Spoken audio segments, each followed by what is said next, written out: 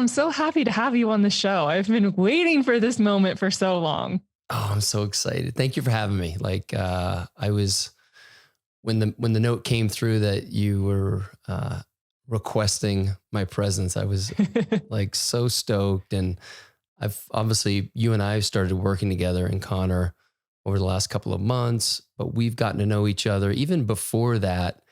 And Mhm. I love the way you show up.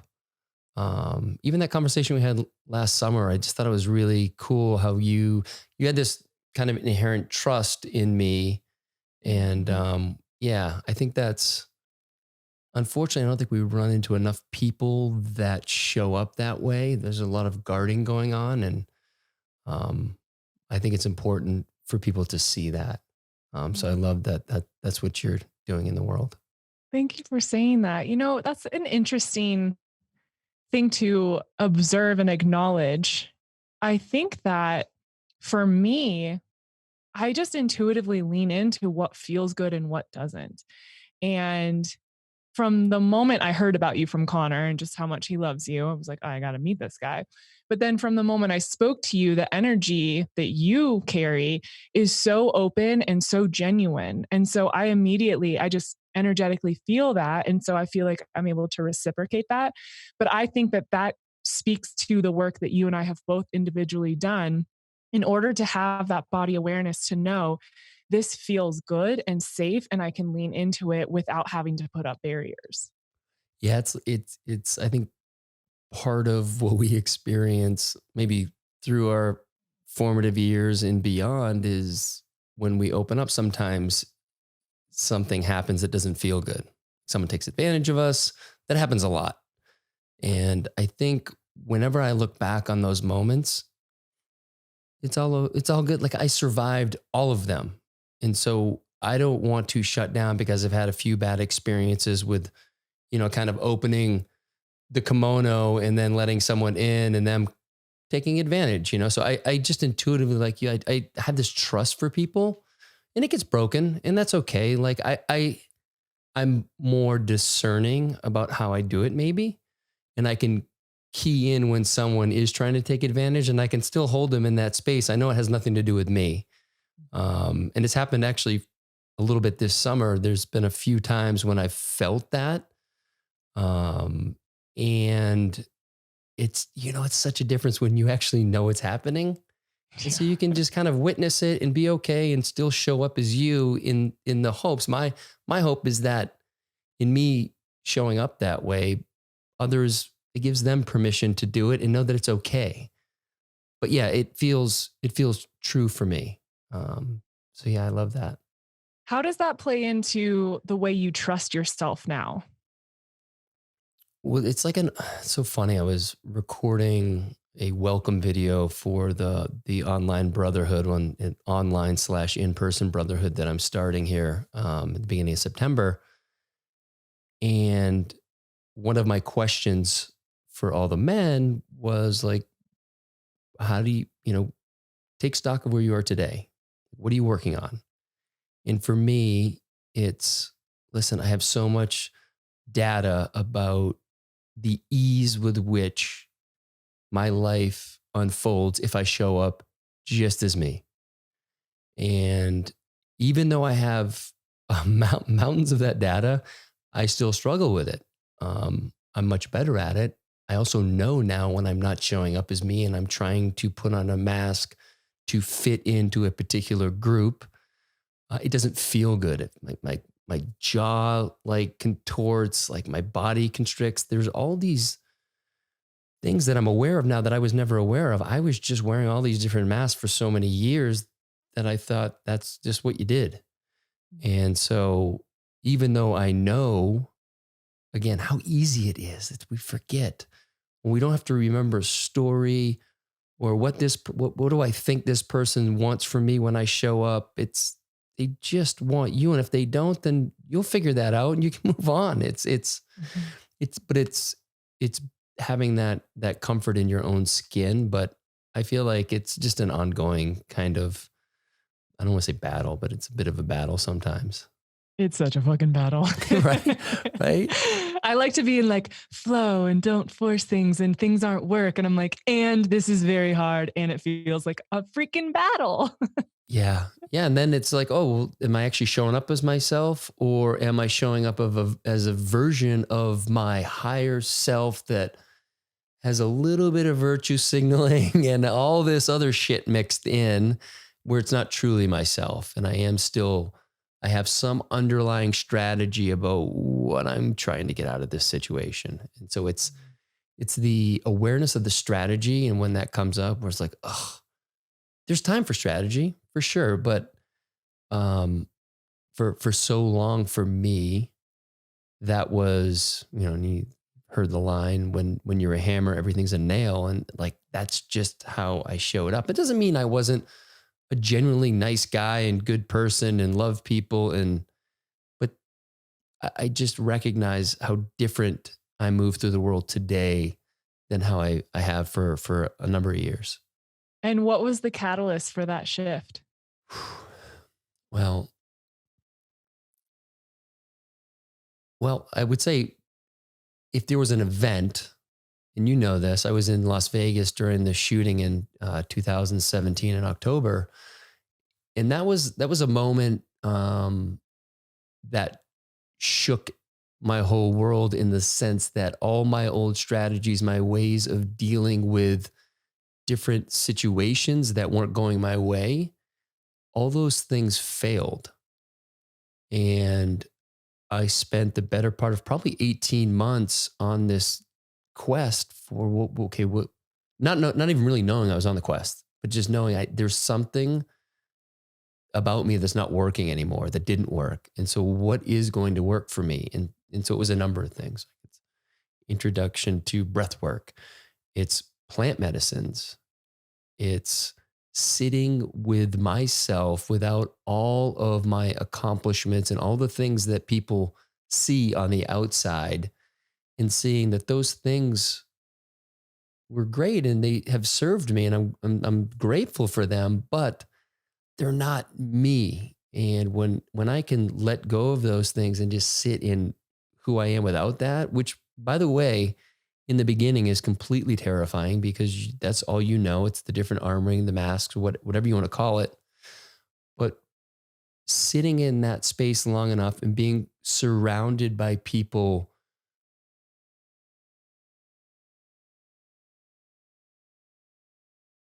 I didn't think you'd give me this early. People that just loved me for me, and I think I grew up thinking I had to show up in all these different ways that wasn't me. It was what I was talking about earlier. And when you're given permission by people that you love and that are doing their own work, and they just accept you, it gave me permission to accept myself as I was, with all the shit in my closet, and to start taking those things out and understanding that they were a product of someone who was just at a different point in his life, who was struggling in different ways, but it's all part of me. And instead of being ashamed of that stuff, and I tried to push it away for a long time. Even as I was doing this work, I was like, oh, that wasn't me. I'm different now. And it's like, no, that's very much a part of me. And if I can bring that in for myself, I know that there's medicine there in acceptance of not just me, but of everyone and where they're at. And just to have a better understanding and have compassion, like I said, for myself and for others. And it just made me more open. And so there's a lot of things, I think, along the way that have done that. But I think by and large, just gravitating towards people or surrounding myself, being really intentional with the people that I spend my time with. And, what's been really cool is, as I've gone into that space, I feel like as I've shown up in a truer version of myself, these relationships that I've had over the last number of years, 20 some odd years, I mean, there's some men that I haven't really been in contact with for 20 plus years that are going to be part of this brotherhood. You know, they started, Wow. yeah. And it's like they're ready for their, you know, they're in a season of their life where they're open and they're seeing how the Cal they knew back in high school is different. And yeah, so that's been again more kind of reinforcement that this is the right work. And there are a lot of men that, and I'll just speak about men right now, but a lot of men that have gone through the same things in their own version that I've been through. And for me to just show them that we don't try to outrun those things, that shadowy work, like it's our real medicine and it's okay. It's all good. Um, yeah. So that's kind of a long-winded way to say that there's been a lot of different things. And it's so funny. I was having a conversation with another one of my close friends the other day, and just this whole idea that we're never complete. We're in this constant state of emergence.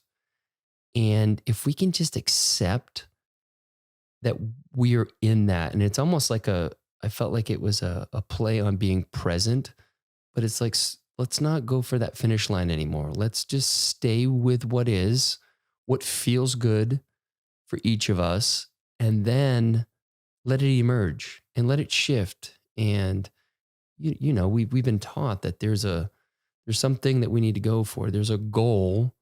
There's a flag out there that's where we should be. And I did that for a long time, and it served me well. I was able to, you know, financially speaking, I did really well and I built some great relationships, but that started to fail me because I didn't know what I wanted to do. And I kept looking down the road and I kept looking around at people that seemed to know what they wanted to do. And I'm like, I want that. So what is it that I want to do? And I'd sit there and think, what do I want to do? And I would just start throwing shit at the wall. And it's like, it's like 15, 20, 100 iterations away from where I am today. So how could I even know what that thing is? Like, why be tied to it even? Have an idea of the direction, but the simplest thing, and you know, one of the greatest lessons I learned from one of my mentors, Boyd Vardy, is what feels good right now? What's that first step? What is it? And just stay with that. And then when it starts to not feel right, walk back to the one that felt right and tune back into that. And for me, I've absolutely loved doing the podcast, and I didn't know I would. You know, it started for a host of different reasons than I'm doing it now, which is just another reminder. Like, you have no fucking clue what you want to do in a year, 5 years, let alone like in a week. If you could just stay here, what feels good right now? Well, it feels really good to be sitting here talking with you about this. And earlier today, there were some other things that I did that felt really good. Not everything I do feels really good, but sometimes I need to do those things. And if I don't have to do them, I'll tune in like, why am I doing that? And it's, again, it's a way for me to take this. It can seem a little bit, a few layers away from us, this be here now, be present. The fuck does that mean? It just means like, what feels good right now? Exactly. It's like, let's land it for us, right? The common folk. And it's almost like what I've told people, like what I'm trying to do on some level is create this mindfulness, presence, fill in the blank for dummies. You know, like, we don't know, like we don't spend, 10 years in an ashram and trying to figure out the teachings of Buddha, but like, what feels good about the teachings of Buddha and the teachings of Christ and what this person's doing over there to make themselves better. Well, I'll try that out. It doesn't mean that I have to do it because someone, quote unquote, who looks successful is doing it, but it's an idea. Like, I'll try it. If it works for me, great. If it doesn't, I'll move on. But it's just paying attention, which I just don't think we do. I got caught up in that. Am I doing enough? Am I enough? What, and just that whole comparison game, which is brutal. There's always someone or a number of people who are doing it better, have more, whatever the metric is. And it's to be in the for me to be in the right relationship with those people. What are they doing? What can I pull from that as inspiration, not motivation, right? And a lot of people use the word motivation, and like the motivation is when you need to be pushed to do something. And when we're inspired, we don't really even think, I don't even know, like I'm just doing it. And you just, again, you just show up as you, and that is your gift, however that presents itself to everyone. Mm. I love all of that so much. You mentioned the phone call we had last summer, and I remember being on the phone with you, and Connor had told me to call you because he trusted you and trusts you with his life. Mm. And I remember asking you, we were looking at buying a house and doing all these different things, and I was calling for financial advice and saying all these numbers, and you just said, do what feels right. Like what feels good to you.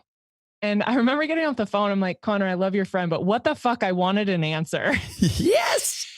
And it was so funny because I remember it took me a long time to be like, wow, what a gift Cal gave us, that he urged me to trust myself and lean into what felt right for me and us at this time.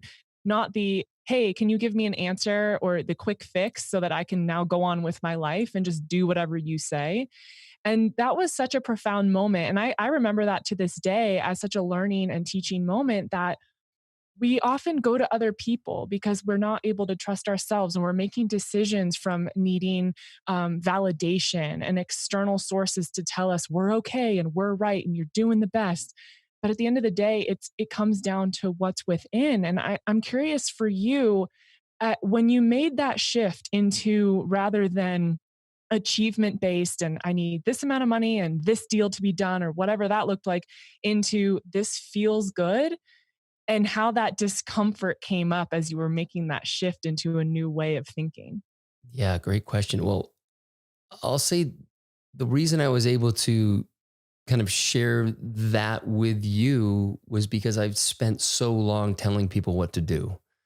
And there's so many things that happen downstream with that way to quote unquote coach. I don't know, but it's, they either don't follow it like you said, and it all becomes someone else's idea, and that never feels good. Even if it works out, you don't, honestly, I've done plenty of things when I followed other people's advice and it's gone well, but I don't feel connected to the result. It's not me. And then when it goes bad, you're just like, fuck, I'm an idiot. Like I didn't just listen to someone else. I didn't do my due diligence or what. It has nothing to do with due diligence. I mean, sure, there's a level of that, but when you tune into what you really want, you can live with whatever the results are because it was your decision. And you, if you can, again, the hard part is, is to go from the head to the heart and just to feel what, that rational mind will have a lot of different scenarios and talk you in and out of different paths to go. But tuning into like that first instinct, what feels right? It feels like I don't want to do this, and don't do it, and so I had a lot of years of when I was, coaching fitness and CrossFit, of telling people what to do. And it's just, and I was kind of, pushy about it, and I bit of a know-it-all at times. And like, that just never felt good to show up that way. Even if people were buying what you were saying, it just felt very preachy and there was no connection. I was just talking at someone. And then they don't really know how to implement that because you're just telling them and they're going to have their own interpretation.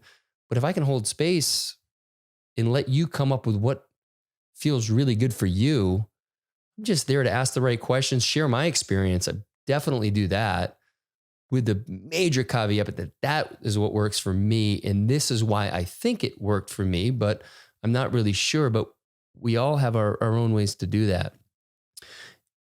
And so when I shifted out of kind of chasing all those dreams in a sense, because I was trying to find fulfillment in those things, and you get really close.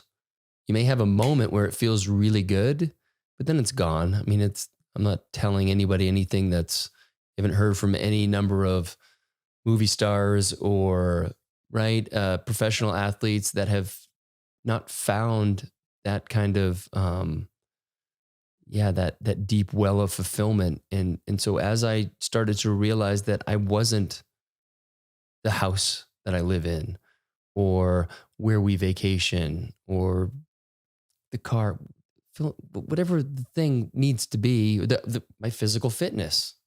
I mean, I probably weigh 100, and I'd say 180, but I know it's not even that much now, but I probably weigh 175 pounds.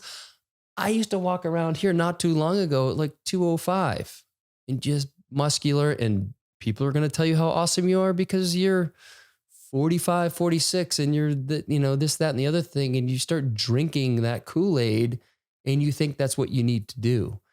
And so it manifested in many different ways for me. And when I started to let go of that, I got challenged on it a lot.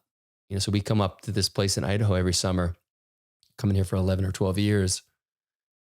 And so I had stopped drinking and started to really work on kind of fixing myself from the inside. So I needed to stop training as hard as I was because, the cells it wasn't taking. And so I really just stopped training. And I came up here at that point. I say up here, I'm up here right now. I came up here down a good 20 pounds, and people were just like, "Hey, so you're not drinking, and you're like, he looks like you lost a lot of weight, and like, what's going on?" And like kind of challenging that ego in a big way, not knowingly, but for me, it was like, oh, maybe I'll go down and start working out again. Like I literally, like the next day after one of these parties I was at, I went down and I had like a big workout on the board, and I started to do, I'm like, I'm a fucking idiot. What am I doing? I don't want to do this. I don't care. But I did care. So trying to tell myself I didn't care, but there was still a part of me that cared. And that still shows up for me every now and then. But I know that that isn't who I am. It's just a role I play, or a way that people want to view me. But it's, so it's like trying to, again, back to that, being in the right relationship with all of that stuff, and knowing that if someone wants to celebrate me because, I retired from trading, then that's for them to do. I don't need to attach to that praise. I can just see it for what it is. It's like, that's how they view me. Okay, cool. Like other people view me other ways. Like, am I going to be, kind of beholden to what other people think of me? I have for a long time. So as I started to unwrap that stuff, I just realized that I could do whatever I wanted, and it didn't matter except how I felt about it. And obviously, like my family, I have to take them into account for sure. But family, freaking they ruin family. everything. But it's just, it's like a gentle, and sometimes for me, like I want to go all in. And so I just try to disavow. And then I realize that that's not the thing, because that's, it's trying to distance myself from all these different ways that I showed up. And it's like, it's all me. It's just how I relate to them. And so, yeah, again, it's from a lot of practice doing it the wrong way. And for seeing, honestly, what keeps coming up is the absolute connection I get with people when I lay all those things down and I just show up as me. It's like, oh, that's all I want is connection. Like at the end of the day, if I can connect to someone, all the other shit's just cool, but if I can't connect, what do I have? When you started to make the distinction between this is my head and my ego, and this is what it's trying to tell me, and this is what my body is telling me, and I feel and think two different things, how did you navigate what, at least in my body, feels like a spiral of my head telling my body, no, you're wrong, you can't do this, this is bad, and my body's like, but I love it and it feels so good? Yeah, it's again, still a challenge. There are times when when I was doing this brotherhood that I started, that no one signed up for. I had mentioned on the podcast and a newsletter and Instagram, and no one had signed up. I'm like, fuck. Maybe this isn't the thing. Maybe nobody wants. Maybe I'm not. Maybe I'm full of shit. Like because I saw how clearly this was going to be. This is such a powerful experience that I questioned it.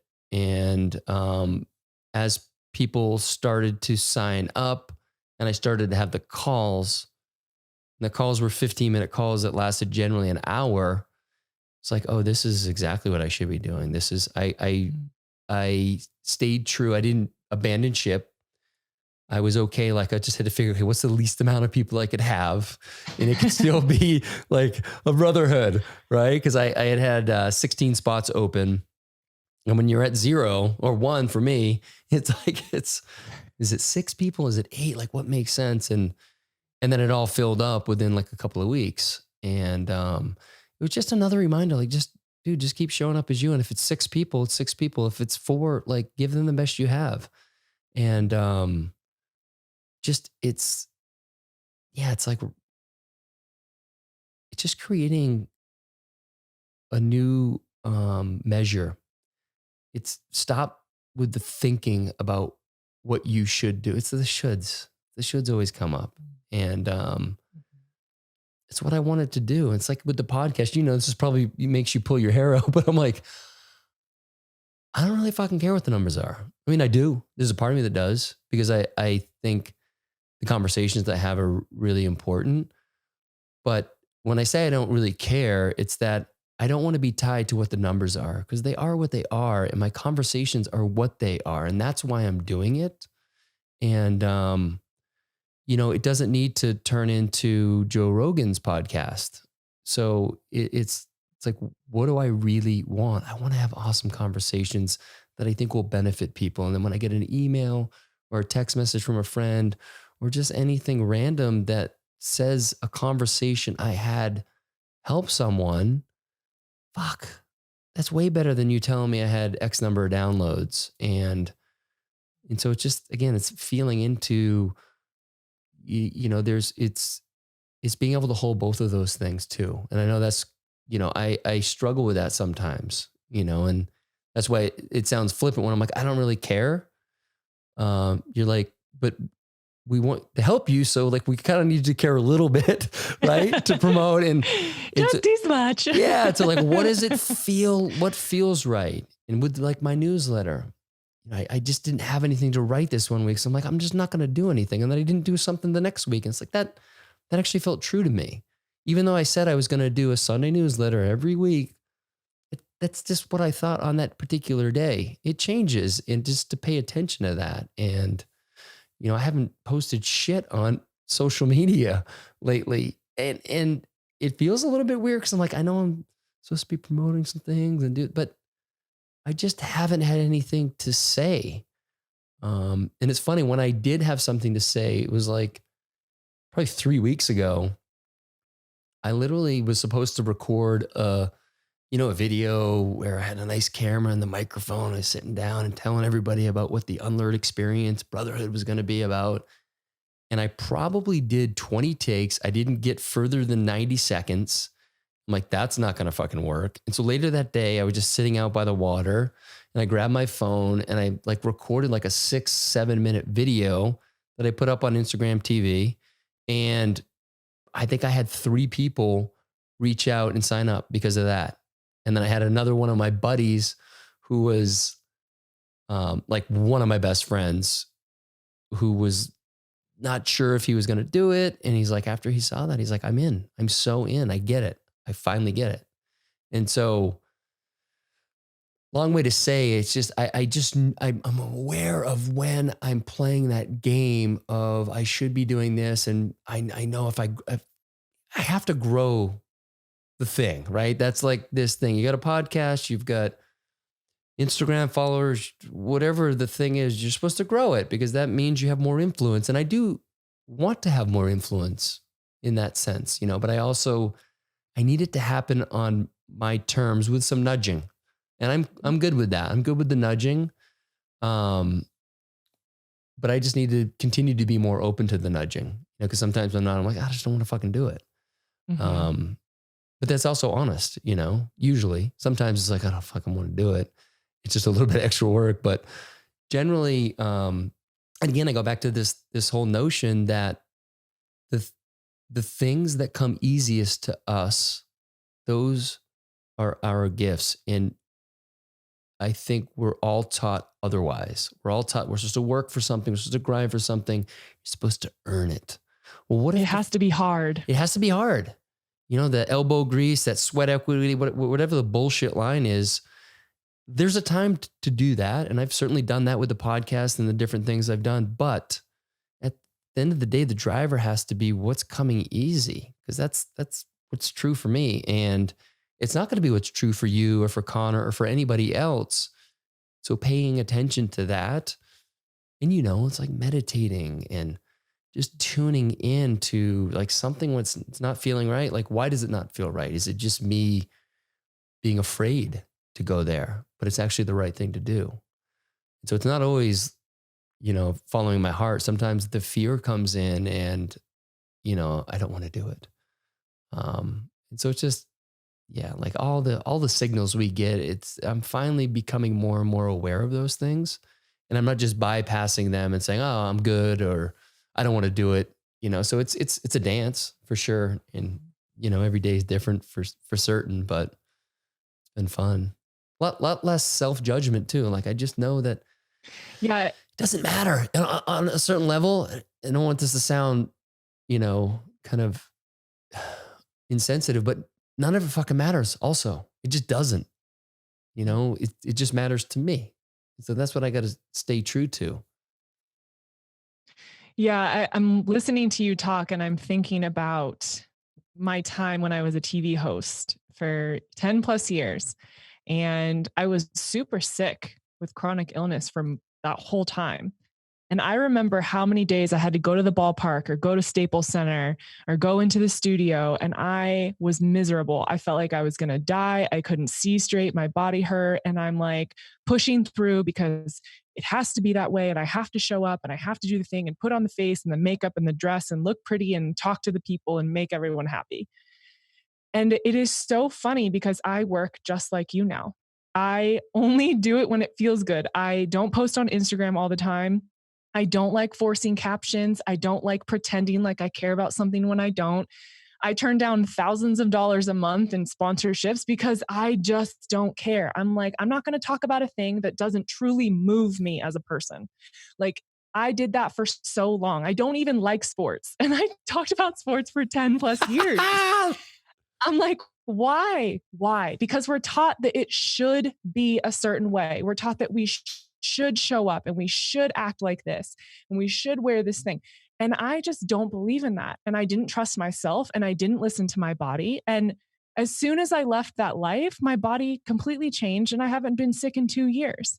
And it's like, if you truly get in touch with what feels good, what doesn't feel good, you will be in so much further alignment and connected to who you are and your purpose and what actually drives you.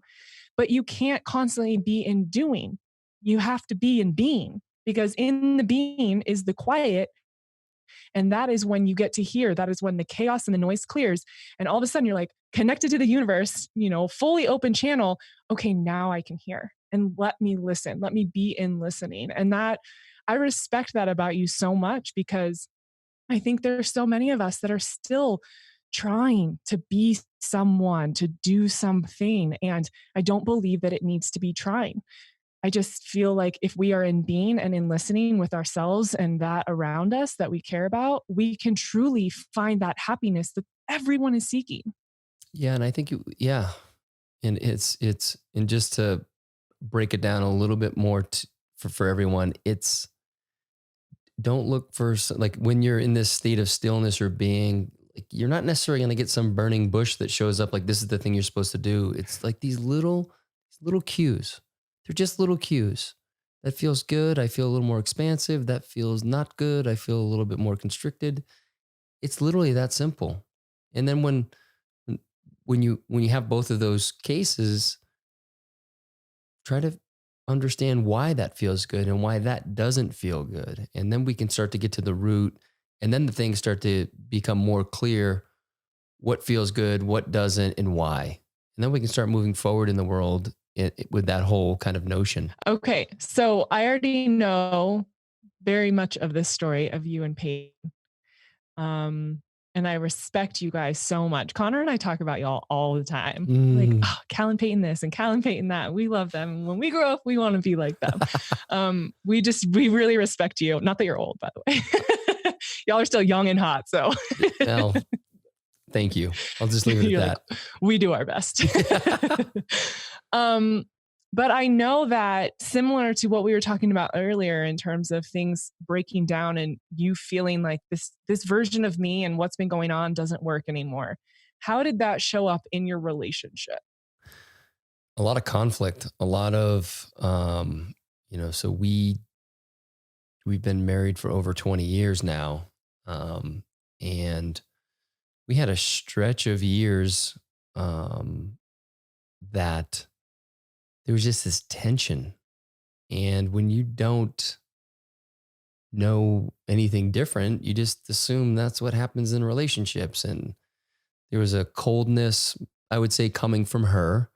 And there was a kind of selfishness is the right word, but there was an inward looking version of me that wasn't picking up on that as much as when I did pick up on it, I would just be like, you know what? I don't want to deal with it. Like she's just being that way and I'll just go do whatever I need to do to distract myself from actually going into it. And it was just hard. And, what I found for me was I was all the stuff I was talking about. Like I was having such a struggle loving myself that I didn't know how to love her. Um, Not anywhere near the way she needed to be loved. And I didn't know that. I just felt like I just kept coming up a little bit short or a lot sometimes. And I just wanted to stop hurting her. And I didn't know what was going on. And, um, I think, I had a lot of help from mentors who, one was, are you familiar with Paul Selig? Yes. Oh, I had a reading with him like 3 weeks ago and it was so amazing. So yeah, so Paul's, as you know, is a medium and he speaks to his guides about you. And I've had a few calls with him, but in one in particular, he's like, he actually said those very words. He's like, you just want to stop hurting her and you don't really know. It's not your fault, but you'll know these things will start to emerge. You just be patient and you'll have clarity about who your people are and how you're supposed to show up in this relationship. And he's also like, it's not all your fault. He's like reading her as being closed off. And he's like, this is really good for her because she's starting to realize that she can't just rely on you, that she needs to separate herself from you and realize that she can do this on her own. And she got to the point where she's like, I'm ready to do this on my own. And while I was very surprised by that, that conversation, I understood why. And I didn't try to make excuses and prove myself right. I just listened and I understood that her needs were not being met. And I just asked for patience and like that, that I'm struggling. I don't know, I was like in the middle of this whole upheaval of self and wasn't really able to even understand that's what I was going through. And so it was very chaotic from her point of view. Like, what the fuck is going on with him? Is he going to leave me? Like he's doing all these things. He's changing. He's so into it. He has friends who are polyamorous. Is he going to am I going to come down one day and he's having sex with another? Like all of the fears were coming up and I wasn't seeing any of it. I'm just kind of a fucked up dude right now. I'm trying to fix myself is the way I was looking at it. And I'm like, I can't understand. Like I'm doing the best I can. Like I'm doing all these things to be a better version, but it was still done with such an intensity that I was not including her. And that was been one of my problems. There was no collaboration. And I think that's what we've really stepped into, in the past year is understanding that without that, none of it means anything. Just me doing my thing and including her. It doesn't feel good for her. And now I'm aware of what that feels like. And it's not that it doesn't happen anymore. It happened like, fuck, 3 weeks ago. I was like, oh, here I go. Okay. Like, but I owned it. I recognized, I knew that there was a major conflict between us, and I had the wherewithal to not say anything and just to let her vent and go her way. And then I reached out to 3 of my best friends on we're on this group text, and I'm like, this is what happened. I know I kind of fucked up. I just don't know exactly what it was. And each of them was like, dude, it just sounds like, in the past, like her needs have not been met. And it sounds like you kind of did the same thing here. It's okay. But like you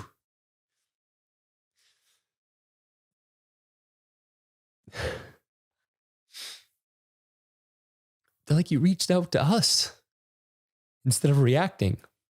Like, dude, that's huge. Huge. And for them to see that, it just shows like how we've all grown and just have this whole different notion of what a relationship is, whether it's amongst brothers or is with your partner. It was so powerful. And it just, and I went to her and I owned it. And the beauty, and I talk about this, so funny, the podcast, we just did another podcast is coming out August 26th. And I talk about this particular thing, but I went to her and I owned it. And I kind of figured that would be, just, no excuses, and that she would be good with it. And she wasn't. She still motherfucked me up and down for what I did. And so it was great because I had to sit with that. Mm-hmm. And I just sat with it. And she had every right to feel how she felt. And the next day things were much better. But I the old me would have wanted it tidied up right there at dinner when we were, hey, I own my shit. It's like, no, she still has to process it. And to see that, my intentions were earnest. And so, yeah, it still happens, and I just think for me, it's like when I get in that unconscious mind and I start thinking about other things that don't involve a collaborative effort, and it's easy sometimes to get pulled out of that because, I'm trying to make this the best scenario out of all these different iterations. And so I think I've come up with it, and I'm talking with someone about it, and I kind of shutting her off, and it just all was messy. It didn't feel good for me, but I kind of lost. I was like, can I just have a minute? And I was like, wow, what a fucking asshole. Like, how did that show up in me? It's like, oh, when I look back, it's like, oh, I had all this thing drawn up and how it was supposed to play out, rather than what do you really want? And then what do we want out of this situation? I love that you share that, because personal responsibility and apologizing are two things that I have learned in being with Connor. I never took responsibility, and I rarely apologized, because I would just be the victim and I would project all my shit onto someone else, and I would just expect them to deal with it. And I was the princess, and no one could bother me or criticize me. And with him, he came out of a relationship where he was doing that. He was constantly apologizing and constantly feeling bad, and then realized, okay, I don't want to be like this. I need to find some happy medium.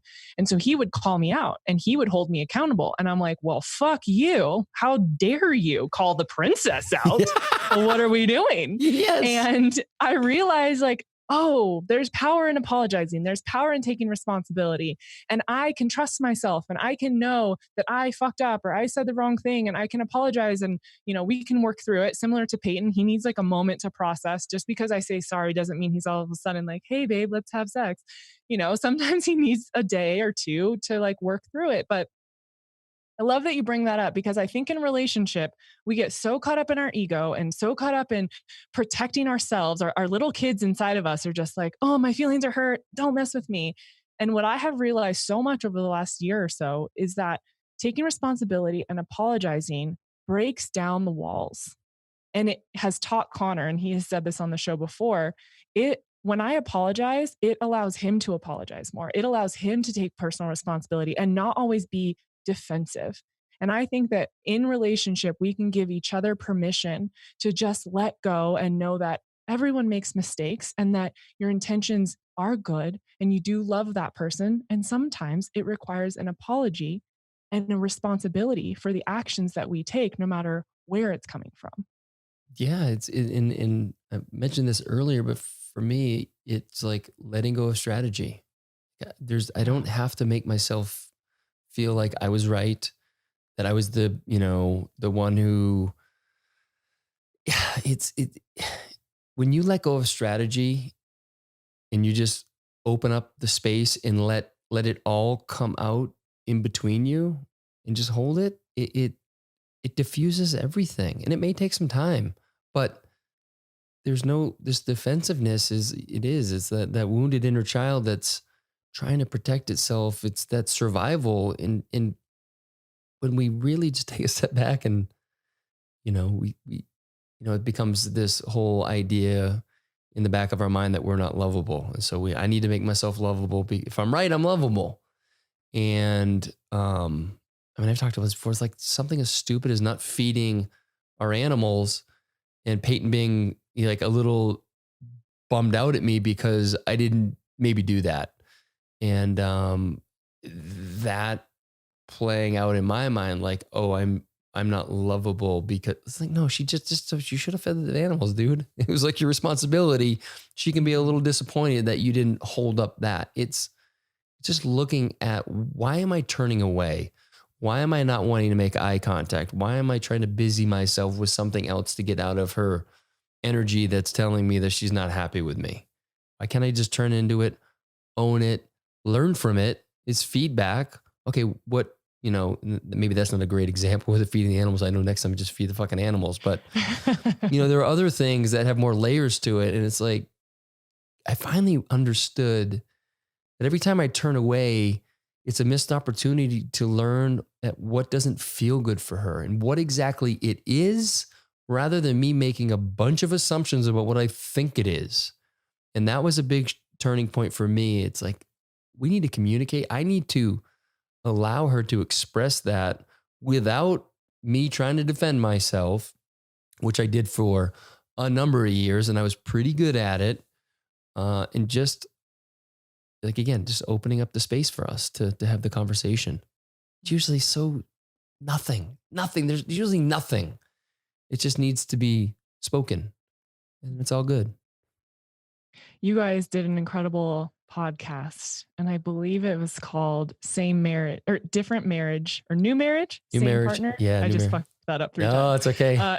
New Marriage, Same Partner.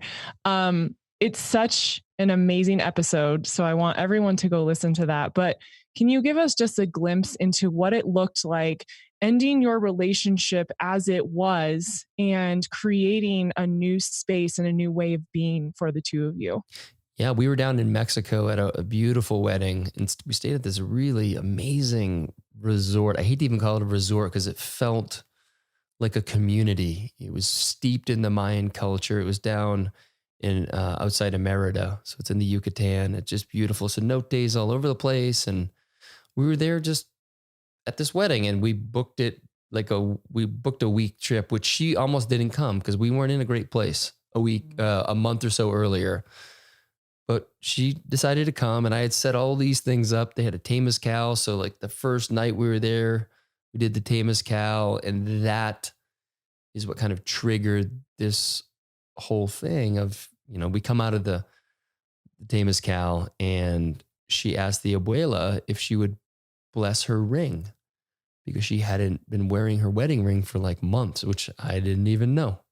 Oh, wow. Yeah, so she had a lot of resistance around that, but she felt really like she had purged, cleansed, and came out of the womb, so to speak. And as she and I talked with Monica, it turned into, well, what if we did another marriage ceremony?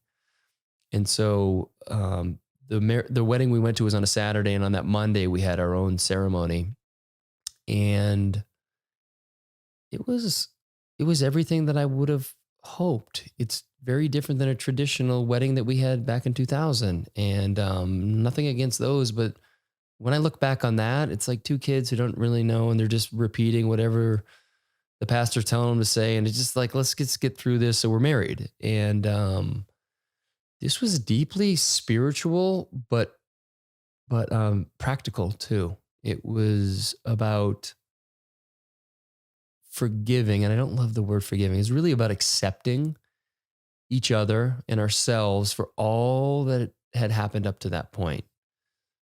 Good, bad, and other. And to the point where we were holding, we each had to hold this black rock, and I want to say it was obsidian, and to look into that and to see basically your shadow and to commune with your shadow, which is just, you're not seeing that at a lot of weddings here in the States. And it was just like that type of process of just like, it's all good. Everyone's doing the best they can. And it was just kind of an iteration of that. And it allowed us to reflect back on that relationship that brought us together and brought us 3 amazing kids and the life that we have, but to thank it and put it kind of in the rearview mirror in a sense, like to put it in its place and almost to put it to rest and start fresh. Like, we're new people. This was in 2018. So this was 18 years in. Like, we're different people than we were when we got married. So let's honor that. Who are we today? How does Cal need to show up in this relationship? It's different than I did back in 2000, and same for Peyton. And so it was recognizing that. And, she's spoken about it before, but we didn't want to give someone else a better version of ourselves. And because we knew, even though I couldn't love her like I wanted to, like I felt like she needed to be loved, I knew there was something about her that I couldn't articulate. And that was part of the problem.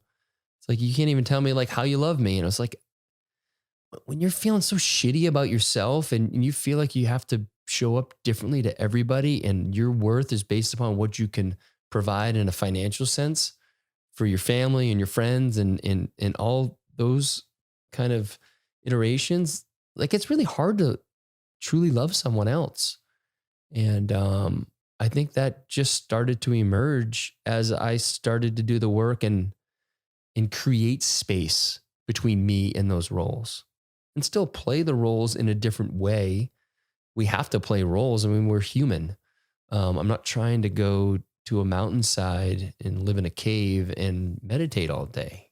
I might do it for a week, but that's not the work I'm called to for an extended. Still want to be in this world. And so it was recontextualizing what it meant to be partners and being okay with all of that had happened. I love that. Oh, I love that so much. Again, if you guys have not listened to that episode, please go back and listen to that. I want to talk a little bit about plant medicine. Yeah. Because it has profoundly changed my life. I microdosed mushrooms this weekend 3 nights in a row while I was alone with our older dog, Dutch, in the mountains. And I knew that I needed space. And I just wanted to lay on the floor and look at the ceiling in a cabin and no one asking me for anything and just be with my thoughts, because it's been a crazy couple months, as you know, and I don't feel like I've been able to even hear myself or do what my body needs. I've been in service of others and taking care of everyone and just do. And I just knew that the mushrooms were there and could hold me and hold space for me. And that, I think, for me has been the most profound with plant medicine, is knowing that when I sit, whether it's ayahuasca or mushrooms, that I am in a healing space, that I am being held by Mother Nature and in such a safe space where I can allow and release and do my work and hear myself and trust myself. So I would love to hear about what your experience has been and how that has opened you up. Yeah, it's been a lot of different ones. Just curious, what's a microdose for you? What does that feel like? I actually don't like to tell people how much I take. Cool. Yeah. Just leave it at that. Perfect. I'll tell you after. Okay, great. Yeah. Wouldn't you all want to know? So interesting that I totally agree with all that you said there, that you're held in this space when you allow yourself to be held in that space, when you let go. And what happens when you don't let go and you try to control the space, the thoughts that are coming in, the experience that you have, because you want it to be a fun one and a good one and deeply spiritual and beautiful. Um, that can be really challenging, and it can be a bit terrifying at times. It's, you know, it's always been it happens to me from time to time. And it's a reminder for me what happens when I don't allow the universe to just take care of me. And it's just like, it's very clear to me that when I try to get my hands on controlling everything, it sucks in the medicine space. It's fucking brutal. And it's important because it's a reminder that, dude, when you do this in real life, the same shit happens. And so to let go into that space. And so like you, I've, you know, I'll do my microdose, sometimes with LSD, sometimes with mushrooms on a weekly basis, like a really light dose, which is, you know, sub-perceptible. You know, Peyton always, are you okay to drive? It's like, it's not like that. I'm like way better to drive. I'm super fucking focused right now. Yeah. Like, you have no idea how good I am.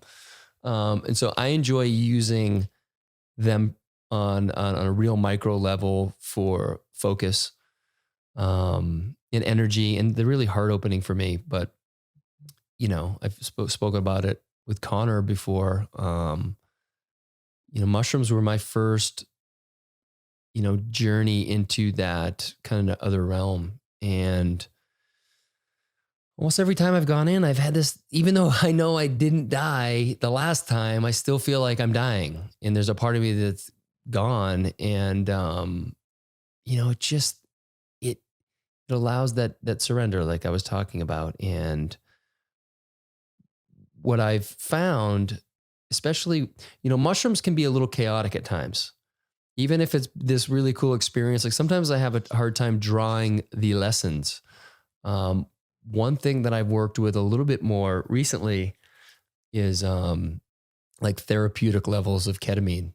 And that's been a space where, and you and I were talking about this before we got on, it's that it's got such a bad rap, you know, the K-hole and the street drug, and however people have, you know, their perspective on it. It's been such an incredible tool for me because I get to go into this space that reminds me that there's so much else going on besides this world that we're having this conversation in. And I don't want to live in that world, but it's nice to go back in there to remind myself that there's so many greater forces at work. And if I can just be present to them and have that deep experience, then I can, you know, come back into this world and be in a state of acceptance and allowance. And so for me, it's really, it's allowed me, you know, it sheds the ego pretty damn quick. You know, and I've done the 5-MeO DMT, which is toad venom. And that's a different experience too. That's, you know, 15 minutes of a rocket ship. And I don't even know how to describe that. I wouldn't even try to right now. As hard as it is to describe mushrooms, it's like way harder to describe, you know, the 5-MeO experience. But each of these. Have you done combo? No, I'm interested. I haven't been called to it yet, but I'm very interested. Yeah.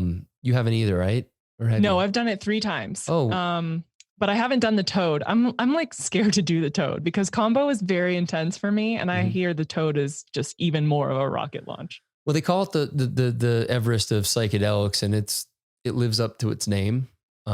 So it's like with any of these things, you have to have setting, you have to have the right guide. It just, all that stuff needs to be dialed. And it can be a beautiful experience. It doesn't mean it's not like, holy fuck, what just happened? Where am I? It's definitely one of those. I mean, it happens immediately. I mean, literally within seconds, you're somewhere else, which is just, oh man. Yeah. Could you imagine like when they first started doing this, when they didn't have like any like, nope. These poor guys. So, but yeah, I've done all these things. I've done them properly and I've done them improperly. And so I know what the experiences are like. And so now I try to be super mindful about what the container is, who's involved, who's guiding, what's my intention. Um, and so even if, I would just say to people, if you're going in and you're not really sure, like you'll learn quickly, and maybe not from you and I having the conversation, but from I'm a big your own experience thing. Like you kind of got to fuck it up a couple times. You'll be fine, but learn from it. And just let that be the guide to when you do the toad, right? Like if you're afraid, then you're not ready to do it, but you may or may not be called at some point.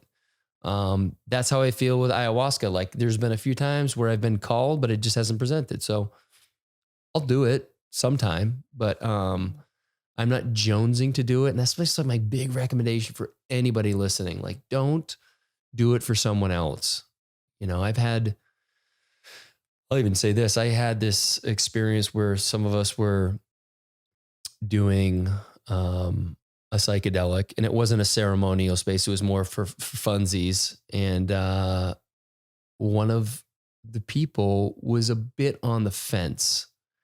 And me being like the guy who's like the senior guy of the whole, group, she was on the fence. And so like my gut was like, well, there's never going to be a better time to do it because these people that you're with are the people you love more than outside your family, anybody in the world. So you are in a safe container. What happened was, there were a series of events that went kind of awry that made the container a complete disaster. It made it a super challenging experience for all of us.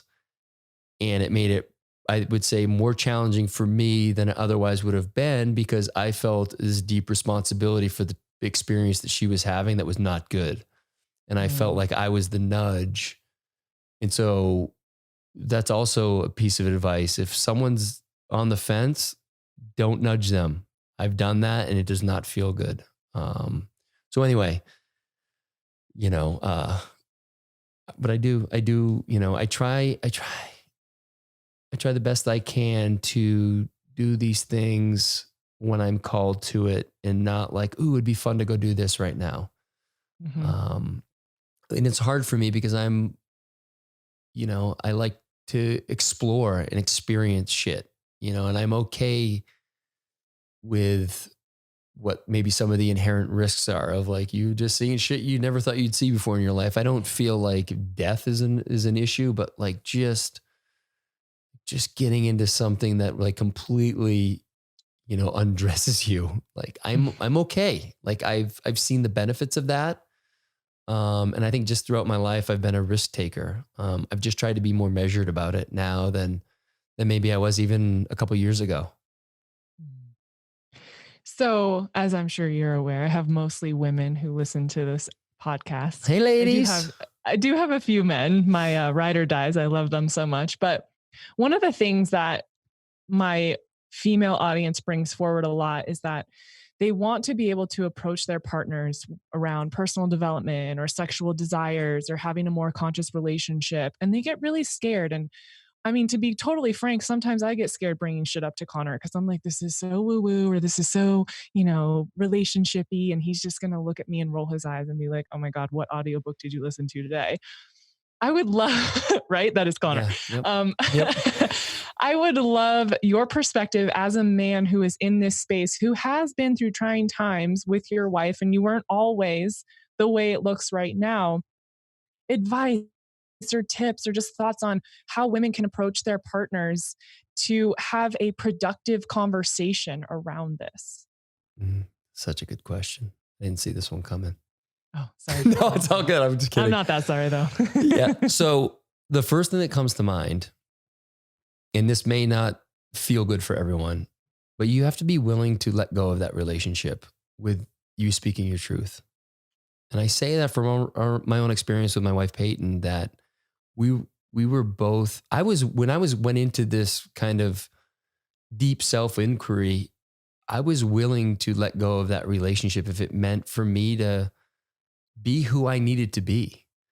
I didn't want that to happen. It wasn't my wish, but I knew that I had lived for so long not being true to like what felt right. And if what felt right for me didn't feel right for her, then why should we stay together anymore? When we have kids and all that, but that wouldn't be the first couple to, break up with kids. And like, it's like, how important is it to you to be who you truly are? And if it means exploring sexually, you you need to just, there's a way to approach it too. Like maybe if you're wanting to have other partners, you don't just come up and say, listen, I really, was turned on last night when we were sitting with Jimmy and I wanted to bang him. Like that's Yeah, not no, the don't do that. approach. So you gotta open the container maybe a little differently than that. But it comes back to getting out of the head and getting like, what do you really feel? And is that what you really feel? Like you got to tune into that too. Or is this something that seems like a good idea because a friend of mine's doing it and, she's raving about it? Like, is it really something you want to explore?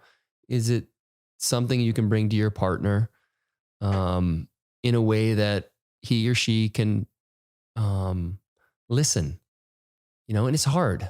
To be fair, we haven't had, I would say, those challenging kind of more sexually based conversations. So I can't really speak to that, but I really think like I have a good friend of mine who he's a very public figure. He's been divorced once. He's remarried. And for the past couple of years, he's talked about how there's no love in his relationship and he doesn't feel supported. All the reasons why they should just not be together. They were just so not on the same page. And he said, quite frankly, he's like, I just don't want to be the guy who got divorced twice. Okay, I understand that. And there's a lot that comes, I imagine, with being a public figure. I don't know what that feels like, but I said to him, bro, like fast forward 5, 10, 15 years, like, what if you're still just the guy who's been divorced once? How's that going to feel in this relationship? What happens if you're the twice divorced guy and you find someone who will love you the way you need to be loved and you will be able to love, like, what does that feel like? And it's just, I don't even know how I started talking about this, but it's just the whole idea of like worrying about hurting someone's feelings or what the public's going to think, or like you have to stay true to who you are, and, just starting to like questioning everything. We're like even the convention of marriage, like what does that even mean? And the possessiveness of it, I know it doesn't feel good for me. I have no interest in being with anyone else, but I can see where that's sticky for people. And so why not bring that up? Be prepared for your partner not to understand what the fuck you're talking about. And so be patient. They're not going to leave you that day, I don't think. If they do, then that's information that maybe it wasn't meant to be. But there's ways to do it. And the problem I've made in the past is seeking resolution immediately. Like when I have I'm want to like move on. Like, okay, like I have this idea. Let's do this. You on board? No, you're not sure. Like, fuck, come on, make up your mind. Like, I'm ready. Patience, big one for me. Like I'm really practicing patience, but it's don't look for resolution in me. Like just let it unfold how it needs to. Let her or him process it in a way that they can, and be compassionate, because you may have just dropped a bomb on them. Whether you feel like that or not, there's maybe a part of you it's not all from the heart, and that's okay. How do we really fucking know until we say the thing to the one we love and it's like, oh, maybe I want to walk that back. But there's just try to be there for them. But I always like to look down the road again, like I did with my buddy. It's like, what would it look like if you didn't speak this? What's the worst that happens? They leave me. Okay. So do you want to be with them if they leave you for that? you know, I'll give you an example. My 14-year-old son, we were having a conversation, and I happened to be in the bathtub. Like, I just totally love getting in the bathtub and like just totally chilled out. And I called him in. I said, Bo, come down. I want to hang for a bit. And so he's telling me about the couple schools that we were sending him. You know, we had him look at a couple different schools, and he went to his older brother's school, and he met a couple girls there. He was hanging out with this one guy, and they met a couple girls, and they exchanged not phone numbers nowadays. They exchanged their Snapchat. Instagram handles? It was Snapchat, I think. Maybe it was Instagram. Even I'm too old for that. Yeah, I can't fucking keep up with that. And he's a big gamer. He loves playing video games. And so I'm like, hey, how's it going? You know, like what have you talked to him since? Like what, like, hey, like what are you posting on whatever it was, right? Because I'm thinking, okay, if it's me, I'm not posting any video game deal. Like, I'm trying to put myself in the best light for how I think they want me to be, right? That old bullshit. So that was my motivation for that question. And he looks at me like puzzled. He's like, Dad, I just like my video game clips. It's like, if they don't like me for like my video game clips, like we're not gonna get along. Fuck, dude, 14, and he's always been like that. He has not given a fuck about what anybody else does. And this is what they mean when they say your kids or your teachers, like they just show up authentically to who they are. And it fucking blew me away. I was like, dude, I am like, thank you for that. Cause I need a constant reminder that I just need to show up as me. And that's all he does.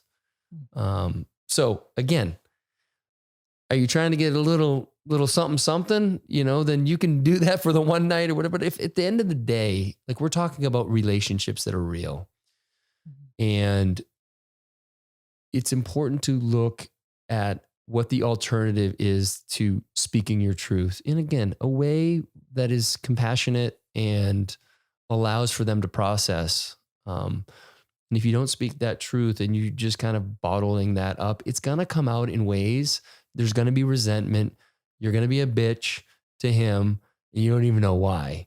And it's generally because this is being suppressed, repressed, whatever the right terminology is, and it needs to come out in some way. And that would be a healthy communication, would be a way that I would explore.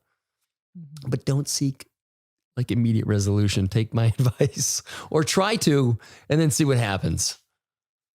Yeah, I feel I can like see women right now approaching their partner like in the kitchen and like asking for answers right there. I know, because I do that to Connor, and he hates when I corner him and ask him questions. I have to give him, I know now, this is hilarious that I'm saying this out loud to people, but I know if I want to have a productive conversation with Connor about something semi-uncomfortable, I have to have at least 10 feet between us. We stand on opposite ends of the kitchen or opposite ends of the couch, and I do not impede on his space, and I let him breathe, because if I get close to him, he feels like I'm on top of him hovering, and he feels so much pressure and he can't think. So I learned that like I would like pull up a chair 10 feet away and he doesn't even notice what I'm doing, but I know that I can have a productive conversation. And it's really understanding your partner. If you want to be able to converse like that, don't hover, don't expect something. Don't go in thinking, okay, this is going to be how it's going to go, and I want this conversation to end like this, and then we're going to have sex and everyone's happy. It may not go like that, and that's okay. Yeah, and I've been beating this fucking drum all podcast long, but don't go in with strategy. Like, go in with an open heart and allow for it. Like, I've gone in with strategies here and there, and it just always blows up in my face. And so go in, you know, maybe separate 10, 15, whatever the distance is. I'm curious. Social distancing. What are like some of the questions that these women might be at? Did like, I ask? Yeah. Like, you ask, what would your listeners ask of their partner? Or like, throw me a bone here. I mean, the shit that I ask Connor that he gets angry about is, what do you want? Like, what do you want? What would make you happy? What do you want to do? And he freaks out. I think, Yeah, I feel like it's that kind of stuff. Or if women are not feeling kind of like Peyton, like they're not being loved the way they need to, their partner's not showing up in a way that speaks to their love language or the way that they show up, they're like, well, why can't you do this for me? Why can't you give me gifts or spend quality time with me? And I feel like men's response is they don't understand what that means or what that looks like. And so they're like, well, I'm doing this thing. Why isn't that good enough? Oh, yeah. Okay. Got it. Now I can speak a little more clearly on this. In case you missed it when I talked Sorry, I about should it. give you No, context. no, no. That helps a lot because again, what I was talking about earlier about my own experience is a lot of these men just don't understand. We think we need to show up by giving, maybe giving gifts, even though some don't give gifts. Like we think we have to show up in these ways that we earn your love by having a great job and providing a nice home and doing all these other things that we're not simply worthy of love by being us. And I would say there's going to be 17 of us part of this brotherhood. I would be shocked if not every single one of those guys felt that in some way, some very profound. And so I would just,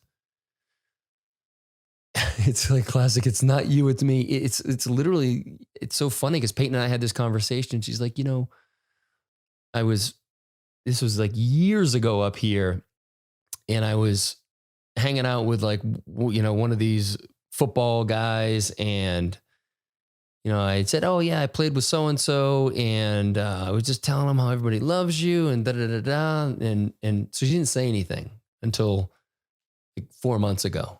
She's like, when you told me how you met so and so and how you told him how everybody loves me, da da da da. I wanted you to say why you loved me. And I was like, yeah, but I didn't know then. I was like chasing those relationships with the guys who were famous athletes or whatever. And I was friends with them, but there was something underneath that was making me think that this was going to make me more worthy. But what it did was the way I was relating when I would come home was very unattractive for Peyton. It's like, dude, like, you don't need any of that shit. It's like, you're like, I love you for you. Like you actually, what you're doing right now is kind of gross. So it may not have anything to do with you. And I know that's fucking hard, and it does not but I just want you to sit with that your man or woman maybe just not maybe in this existential crisis that they can't even put words to, because I wasn't putting words to it. I was just chasing all these other things that I thought was going to be the thing. It never was. And I was doing cooler and cooler and cooler shit all the time. And it was only making me feel shittier and shittier when I wasn't doing it. It's all this whole distraction piece. And so we're good at distracting ourselves. And unfortunately, we have this notion, I think a lot of us, that we need to do things to be worthy of love. And Peyton had tried to share that with me a number of different times. Like, I don't like all this shit's awesome. Like, I love the how, but I just want you. And it wasn't until we were at Burning Man in 2019 that I finally understood that. And it just, I felt this whole body of armor just leave me. And again, she tried to say it before, but I wasn't ready to hear it. I didn't believe it. Did not believe it. No fucking way. That's not how I was brought up. You need to earn that love by doing all these things, being in really good shape, doing all this cool shit, like hanging out with famous people, like all that stuff, right? So it's been quite an education. Cal, I am so grateful for you. Thank you for coming on here and sharing so beautifully. Yeah, thanks for having me. This was awesome. So good.